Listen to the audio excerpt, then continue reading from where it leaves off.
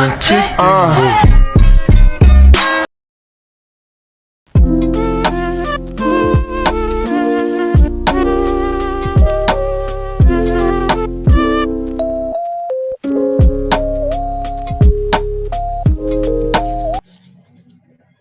selamat siang Ibu.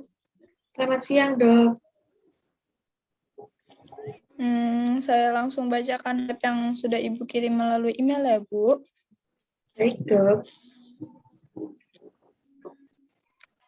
Di sini kadar gula darah Ibu itu 158 mg per dl, yang berarti tinggi di atas normal ya, Bu. Jadi nanti saya beri resep obat agar gula darah Ibu turun yang bisa Ibu tebus di apotek. Baik, Dok. Ada yang bisa saya bantu lagi, Bu? Tidak, Dok. Terima kasih. Baik, Ibu. Selamat siang. Selamat siang.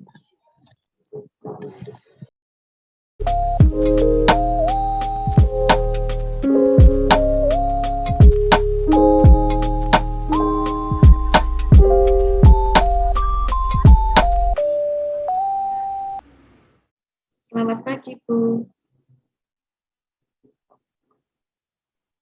Selamat pagi, ada yang bisa saya bantu? Ya, Bu. Ini saya ingin konseling.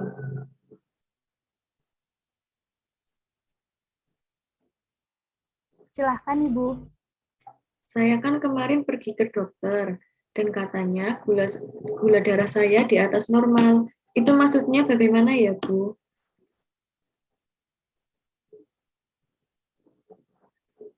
Berapa ya, Bu, kadar gula darahnya?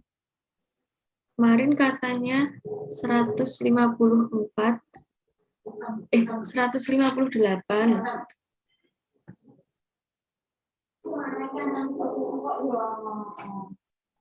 Oh iya, Ibu.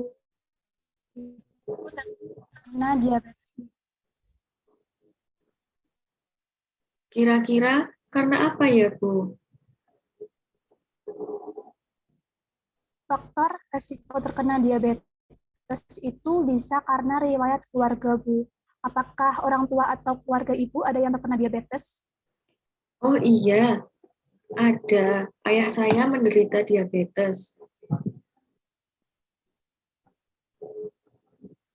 Yaitu salah satu faktornya. Faktor lainnya seperti kelebihan berat badan atau obesitas, kurang olahraga, dan juga pola makan yang rendah serat.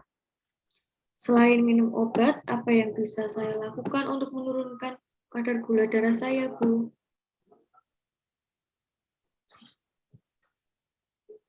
Ibu bisa melakukan terapi diabetes seperti diet dengan serat 25 gram per harinya dan juga olahraga.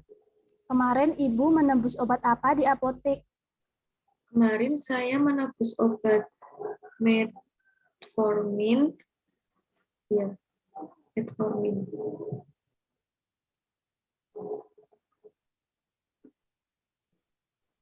Oh iya Ibu, saya jelaskan lagi.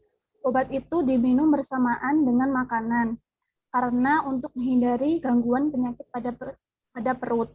Mungkin saja bisa terjadi diare ringan dan juga kembung. Apabila Ibu meminumnya bersamaan dengan insulin, maka kemungkinan bisa terjadi hipoglikemia. Hipoglikemia itu apa ya, Bu? Hipoglikemia itu penurunan darah secara drastis di bawah normal. Itu juga tidak baik karena sumber energi dalam tubuh akan menurun. Bagaimana penanganannya jika terjadi hipoglikemia?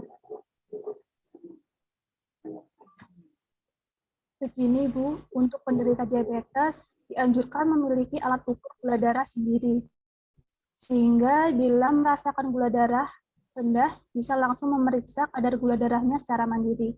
Untuk penanganannya, segera makan permen atau minum sirup untuk meningkatkan kadar gula darah.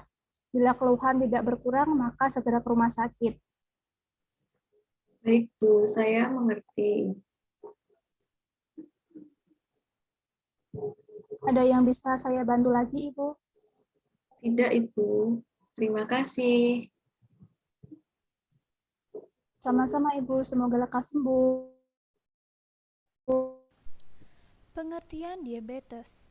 Diabetes adalah penyakit kronis atau yang berlangsung jangka panjang yang ditandai dengan meningkatnya kadar gula darah atau glukosa hingga di atas nilai normal. Ada dua jenis utama diabetes, yaitu diabetes tipe 1 dan tipe 2. Penyebab diabetes. Diabetes disebabkan karena adanya gangguan dalam tubuh, sehingga tubuh tidak mampu menggunakan glukosa darah ke dalam sel, sehingga glukosa menumpuk dalam darah. Pada diabetes tipe 1, gangguan ini disebabkan sistem kekebalan tubuh yang biasanya menyerang virus atau bakteri berbahaya lainnya malah menyerang dan menghancurkan sel penghasil insulin.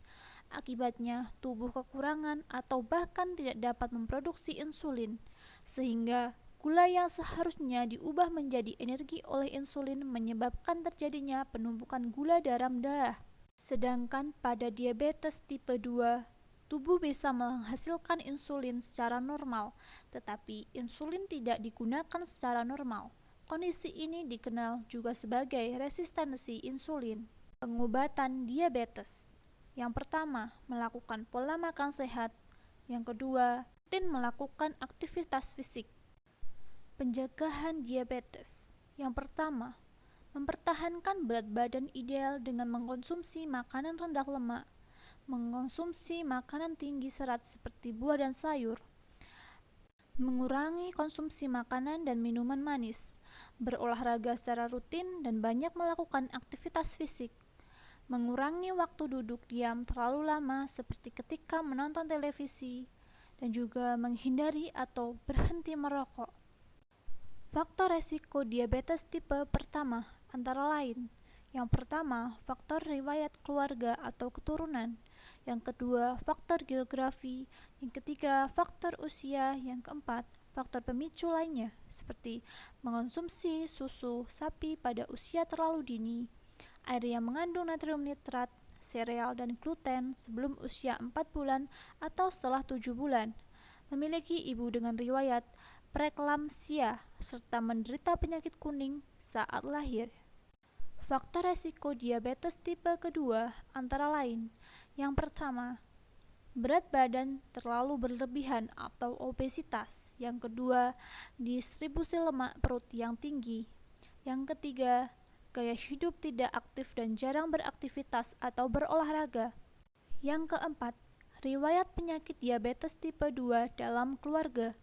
Yang kelima, ras kulit hitam, Hispanik, Native American, dan Asia Amerika. Yang keenam, usia di antara 45 tahun, walaupun tidak menutupi kemungkinan dapat terjadi sebelum di usia 45 tahun. Yang ketujuh, kondisi prediabetes. Yang kedelapan, riwayat diabetes saat hamil. Dan yang terakhir, wanita dengan sindrom ovarium polikistik.